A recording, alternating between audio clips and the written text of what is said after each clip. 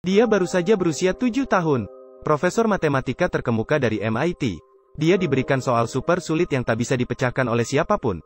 Gadis itu berdiri di depan papan tulis selama setengah jam penuh. Namun, dia tidak pernah bisa menemukan jawaban yang benar. Profesor itu terlihat frustrasi. Tampaknya gadis itu tidak sehebat yang dikatakan oleh neneknya. Neneknya hanya bisa membawa gadis itu pergi, sambil mengeluh tentang profesor yang sengaja menyulitkannya. Namun, tak disangka gadis itu tiba-tiba berkata, "Oh, untuk memulai, kamu lupa tentang kualitas angka. Mulai dari sana, masalahnya tidak bisa dipecahkan. Mungkin sekolah ini tidak sebaik yang kamu pikirkan." Benar. Soal yang diberikan oleh profesor itu salah sejak awal. Seorang profesor matematika terkemuka, malah menyulitkan seorang gadis berusia 7 tahun dengan cara seperti ini. Kembali ke dalam kelas. Gadis itu tidak hanya memperbaiki kesalahan di soal tersebut secara langsung. Dia bahkan dengan mudah menemukan jawaban yang benar. Profesor itu terkejut dan terpaku di tempat. Harus diketahui bahwa soal ini pernah membuatnya bingung selama setengah abad. Namun, yang membuatnya penasaran adalah gadis itu. Mengapa dia tidak mengatakan bahwa ini adalah soal yang salah sejak awal? Frank berkata bahwa aku tidak seharusnya menyalahkan orang tua. Tidak ada yang menyukai orang pintar. Profesor tidak pernah bisa membayangkan. Kali ini dia malah mengangkat batu dan menghantam kakinya sendiri. Dia tidak akan pernah berpikir bahwa gadis itu begitu hebat. Dan itu memiliki hubungan yang erat dengan latar belakangnya yang luar biasa. Dan penampilan menakjubkannya kali ini akan benar-benar mengubah nasibnya. Gadis itu bernama Anne. Dia dibesarkan bersama pamannya sejak kecil.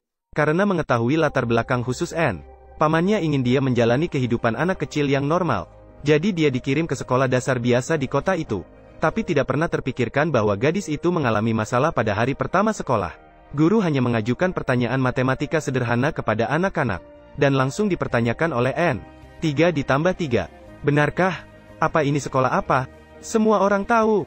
Guru sedikit marah menghadapi tantangan Anne. Langsung memerintahkan Anne untuk berdiri dan belajar. Kemudian dia mengajukan beberapa pertanyaan yang lebih sulit. Namun Anne dapat menjawabnya satu persatu dengan cepat. Guru agak terkejut. Namun untuk menjaga martabatnya sendiri, guru langsung mengajukan pertanyaan yang bahkan dia sendiri tidak bisa menghitung dengan cepat. 57 dikali 135 sama dengan berapa? Anne menghela nafas. Tampaknya masalah ini sedikit membuatnya kesulitan. Guru melihat ini dan tidak menanyakan lagi. Dia berbalik dan bersiap-siap untuk melanjutkan pelajaran. Namun, tak disangka begitu dia berbalik, Annie langsung menjawab, 7695. Guru dengan tidak percaya mengeluarkan kalkulator dan menekan beberapa kali dengan cepat. Jawabannya memang benar. Bahkan Annie menghitung akar kuadrat dengan sangat tepat. Ini benar-benar membuat guru terkejut. Langsung memanggil kepala sekolah untuk mendengarkan di kelas. Namun, tak disangka Annie langsung bertanya,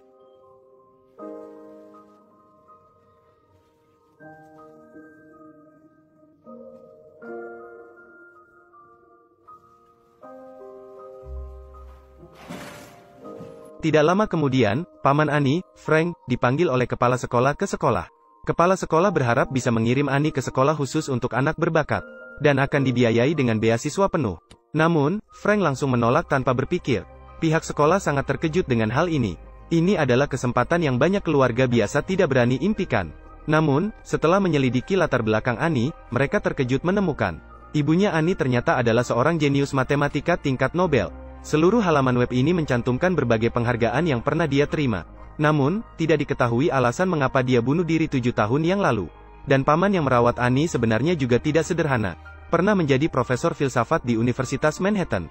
Sekarang bekerja sebagai tukang reparasi di dermaga untuk mencari nafkah. Meskipun hidupnya agak sulit, namun bakat matematika Anne tidak pernah terkubur karena itu.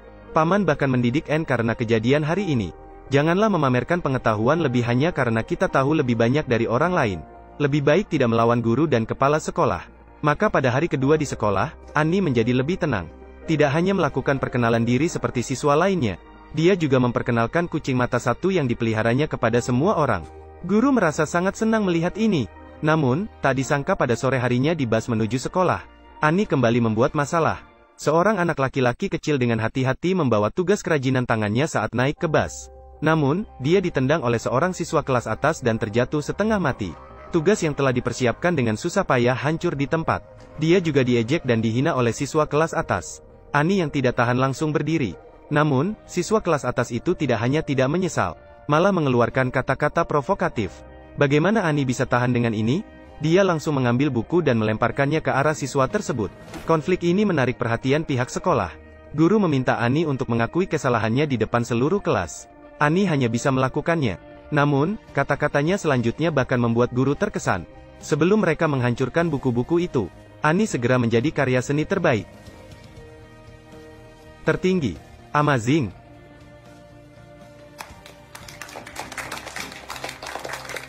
Saya pikir Anne akan berdebat untuk dirinya sendiri. Namun dia tidak melakukannya. Awalnya, mereka mengira Anne akan membela dirinya sendiri. Memberikan kehangatan kepada anak laki-laki yang kehilangan pekerjaannya. Cerdas, adil, dan memiliki kecerdasan emosional yang tinggi. Seorang gadis kecil yang kejam. Membuat guru semakin penasaran.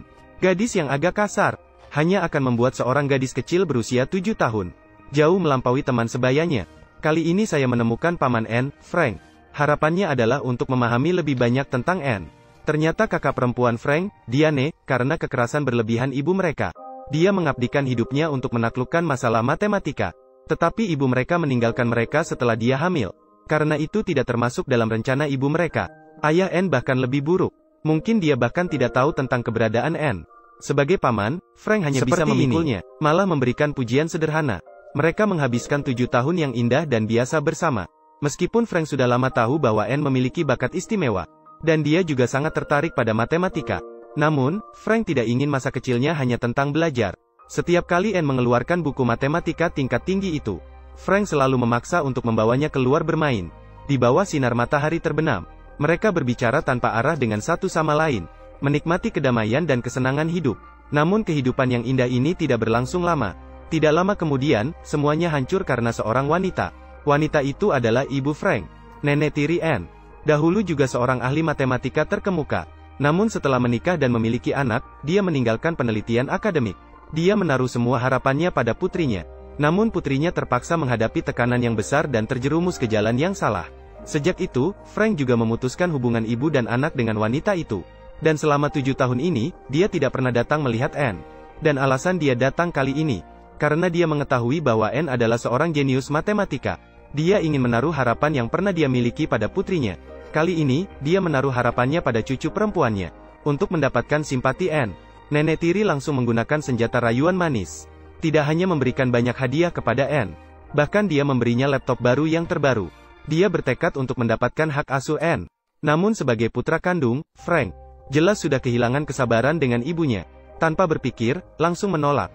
Dan ibunya sangat dominan. Tidak hanya tidak menyesali kematian putrinya, bahkan menganggap bahwa putrinya memilih bunuh diri adalah tindakan pengecut. Akhirnya mereka berpisah dengan tidak harmonis. Namun nenek tidak menyerah. Dalam waktu singkat, dia membawa kasus ini ke pengadilan. Sidang pertama, pengacara yang diajak oleh nenek mulai menyerang dengan tegas. Membuat tuduhan palsu bahwa Frank membawa Annie tanpa izin. Bahkan mengklaim bahwa dia memiliki cukup bukti untuk membuktikan. Dengan kondisi ekonomi Frank saat ini, tidak mampu memberikan kehidupan sehat bagi Annie. Oleh karena itu, dia meminta hakim untuk memberikan hak asuh kepada nenek Annie. Terhadap tuduhan pengacara pihak penuntut, pengacara kulit hitam Frank juga tidak kalah kuat. Beberapa kata yang diucapkan dengan santai, mampu mengatasi krisis ini.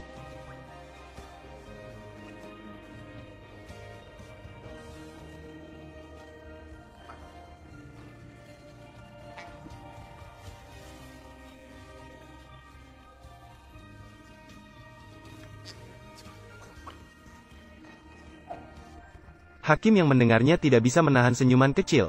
Sidang pertama pun berakhir. Meskipun nenek mendapatkan hak untuk mengunjungi Annie, namun Frank tetap menjadi wali sah Anne. Namun, karena kejadian ini, Frank masih meragukan dirinya sendiri. Dia juga tidak tahu apakah keinginannya dapat memberikan kehidupan yang diinginkan Annie. Dibandingkan dengan nenek Annie, kondisi ekonominya sangat berbeda jauh. Dan nenek tidak memilih untuk menyerah karena kegagalan pertama. Segera mengajukan permohonan ke pengadilan untuk membawa Annie tinggal di kotanya selama 2 hari. Dia ingin memperkenalkan dunia luar kepada Anne, agar dia bisa membuat pilihan yang tepat. Maka nenek langsung membawa Anne ke Universitas Teknologi Massachusetts. Di dinding gedung kuliah tergantung 7 teka-teki matematika terbesar. Hanya mereka yang bisa memecahkan teka-teki ini yang berhak memiliki potret di sini. Pada awalnya, Ibu Anne memiliki kemungkinan besar untuk memecahkan salah satunya. Namun, dia memilih untuk menyerah dengan pengecut. Mendengar ini, Anne diam-diam membuat keputusan. Di masa depan, dia pasti akan menggantungkan fotonya di sini. Kemudian, Anne mengikuti neneknya masuk ke ruang kelas yang kosong. Nenek ingin seorang profesor matematika berpengaruh menguji bakat Anne dengan memberikan soal. Namun, Anne terus memandangi soal di papan tulis tanpa bisa menjawab. Jelas, soal ini membuatnya kesulitan. Dengan marah, nenek hanya bisa membawa Anne pergi. Dia sangat kesal dengan perlakuan profesor yang sengaja menyulitkannya. Mengapa langsung memberikan soal yang sulit seperti ini? Namun, Anne mengatakan bahwa soal ini sebenarnya tidak bisa dipecahkan oleh siapapun. Karena sebenarnya itu adalah soal yang salah. Nenek membawa Anne kembali ke kelas. Anne tidak hanya memperbaiki kesalahan di tempat, tetapi dia juga dengan cepat menemukan jawaban yang benar. Profesor terkejut dan terpaku di tempat. Bakat luar biasa Anne membuat neneknya semakin teguh. Harus mengambil kembali hak asuh dari tangan Frank. Tapi bagi Anne, tempat berantakan itulah rumah yang paling diinginkannya. Paman adalah orang yang paling peduli padanya. Jangan pandang sebelah mata usianya. Sebenarnya dia mengerti segalanya di dalam hatinya. Tidak lama lagi, hari sidang kedua akan tiba. Kali ini nenek sudah mempersiapkan dengan baik. Dia menemukan identitas Anne melalui berbagai cara. Dan dia menghabiskan banyak uang untuk mencapai kesepakatan dengan pihak lain. Sebagai ayah kandung Anne, dia memiliki hak untuk menunjuk pengasuh Anne. Tetapi dia tidak pernah memenuhi tanggung jawab sebagai seorang ayah. Bahkan dia tidak bisa menulis nama lengkap Anne. Bagaimana mungkin hakim setuju membiarkannya membuat keputusan untuk Anne? Persidangan kembali terjebak dalam kebuntuan. Anne langsung masuk ke kamarnya dan menangis dengan sedih. Hari ini adalah pertama kalinya dia bertemu dengan ayah kandungnya. Dia tidak mengerti mengapa neneknya harus melukainya dengan cara seperti ini. Mengapa ayahnya memilih untuk mengakui dia hanya dalam situasi seperti ini? Apakah aku begitu menjengkelkan?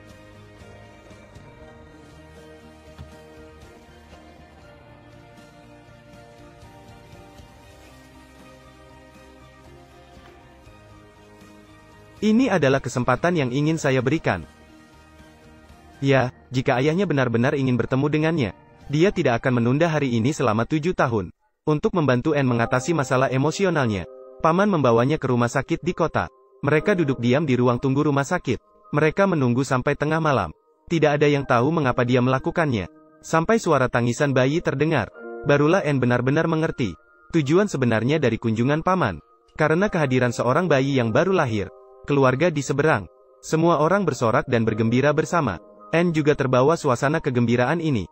Dia tersenyum terpengaruh olehnya. Paman yang kuat dengan wajah penuh sayang berkata padanya.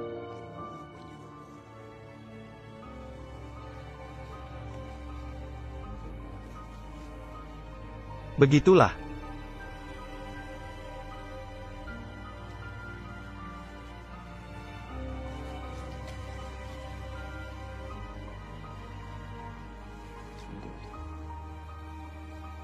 Benang kusut dalam hati Anne perlahan terurai. Namun yang tidak dia tahu, paman yang selalu paling menyayanginya, juga memiliki benang kusut sendiri. Pertempuran hak asuh masih berlanjut. Pengacara memberitahu Frank, bagi seorang anak, yang terpenting adalah lingkungan hidup yang baik, dan sumber daya pendidikan yang kuat. Namun sekarang dia bahkan tidak memiliki pekerjaan yang stabil. Tidak ada pekerjaan yang stabil. Bahkan tidak bisa memberikan kamar yang bersih dan rapi untuk Anne. Tidak dapat memberikan kepada Anne. Kondisi seperti ini jelas sulit untuk memberikan kepada Anne. Menyediakan lingkungan tumbuh yang baik, dan masa depan cerah. Kata-kata pengacara membuat Frank terdiam tanpa kata-kata. Masalah-masalah ini sebenarnya selalu menjadi benang kusut yang tidak bisa diaurai di dalam hatinya. Yang dia khawatirkan adalah, dia akan mengubur bakat Anne sendiri. Oleh karena itu, dia akhirnya mengalah. Setuju untuk menyerahkan Anne kepada orang lain untuk dibesarkan. Hingga usia 12 tahun. Kemudian membiarkannya membuat pilihan sendiri. Lingkungan hidup keluarga asuh sangat baik. Orang tua angkat terlihat sangat baik. Tidak hanya setuju membiarkan Anne memelihara kucing, tetapi juga menyiapkan untuknya piano impian. Dilihat dari segala sudut, tempat ini sangat cocok untuk perkembangan Anne. Hingga hari perpisahan ini, Anne menangis dan memohon agar paman tidak pergi. Meskipun dia memiliki bakat yang luar biasa, dia tidak bisa memahami mengapa paman meninggalkannya. Namun paman tetap tidak menghiraukan tangisannya. Ia berbalik dan meninggalkan keluarga asuhnya. Kembali ke mobil bersama Frank, hanya bisa meneteskan air mata diam-diam. Memutuskan untuk meminta maaf saat kunjungan. Meminta maaf dengan tulus kepada Anne. Namun saat dia datang dengan membawa hadiah untuk kunjungan, ayah angkat memberitahunya, Anne sekarang tidak ingin bertemu dengannya lagi. Mungkin Anne membutuhkan sedikit waktu. Atau mungkin paman telah melukai hatinya terlalu dalam. Akhirnya Frank hanya bisa meninggalkan hadiah itu. Meninggalkan tempat ini. Hingga beberapa bulan kemudian, guru terdahulu Anne bekerja di tempat penampungan hewan peliharaan. Melihat berita bahwa kucing mata satu bernama Daisy akan dibunuh, Lalu dia memberitahu Frank tentang hal ini. Dia segera menyadari ada yang tidak beres. Dia segera pergi ke tempat penampungan hewan peliharaan dan menyelamatkan kucing itu. Teringat bahwa ibunya alergi terhadap kucing. Frank segera menyadari bahwa ibunya pasti ikut campur dalam keluarga asuh Anne. Kemudian dia mengambil kotak misterius dari rumahnya. Dia pergi ke rumah asuh dengan tetangganya. Pada saat membuka pintu, ternyata dia melihat Anne sudah dikelilingi oleh sekelompok profesor. Tanpa ragu, dia marah. Dia meninggalkan rumah asuh dengan meninggalkan sebuah buku dan membawa Anne pergi. Ketika ibunya melihat buku itu, dia juga terpaku di tempat. Pada saat itu, Anne sudah marah dengan pamannya. Mereka sudah membuat kesepakatan sejak lama. Mereka tidak akan pernah meninggalkan satu sama lain. Paman hanya bisa membiarkan Anne memukul dengan semaunya. Lalu dia memeluknya dan terus meminta maaf. Sekarang dia sudah benar-benar memikirkannya dengan matang. Benang kusut di masa lalu juga terurai saat melihat Anne. Setelah menjelaskan semuanya, Frank kembali ke rumah asuh. Dia memutuskan untuk mengungkapkan rahasia yang tersembunyi selama ini kepada ibunya. Ternyata kakak Frank sudah lama menyelesaikan teka-teki global itu. Namun dia meminta Frank untuk mengungkapkan jawabannya setelah ibunya meninggal. Ini adalah ambisinya terhadap ibunya. Dia ingin ibunya tidak pernah mencapai keinginannya seumur hidup. Mendengar ini, ibu menjadi diam sepenuhnya. Lihatlah jejak-jejak yang basah oleh air mata di dalam naskah itu. Barulah dia menyadari betapa sangat benci putrinya padanya. Dia akhirnya mengerti betapa salahnya dulu. Semua ini karena tekanan yang dia berikan pada putrinya. Itulah yang menyebabkan konsekuensi yang tak bisa diperbaiki. Semuanya akhirnya berakhir. Nenek menyerah dalam pertarungan hak asuh. Frank tidak lagi menekan bakat Anne dengan sengaja. Sambil mengirimnya belajar di sekolah untuk anak berbakat. Juga tidak lupa untuk membiarkannya bermain dengan teman sebaya. Bahkan tidak pernah lupa membantu Anne menjaga kepolosan dan keceriaan yang seharusnya dimiliki oleh anak-anak. Sebenarnya, semua anak pasti unik. Beberapa anak mungkin bisa menunjukkan bakat yang luar biasa. Tapi itu pasti adalah hadiah dari Tuhan untuk anak-anak. Bukan untuk diberikan kepada orang tua. Hal terburuk yang bisa kita lakukan adalah menganggap hadiah-hadiah itu sebagai milik kita sendiri. Mengendalikan pertumbuhan mereka dengan sembarangan. Membuat mereka menjadi seperti yang kita inginkan.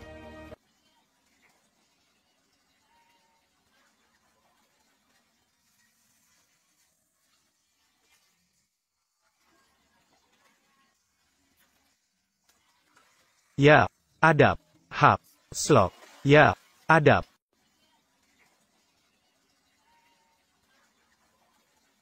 Dering, dering, dering, dering, dering, dering. Ajaib, saya. Itu adalah karunia.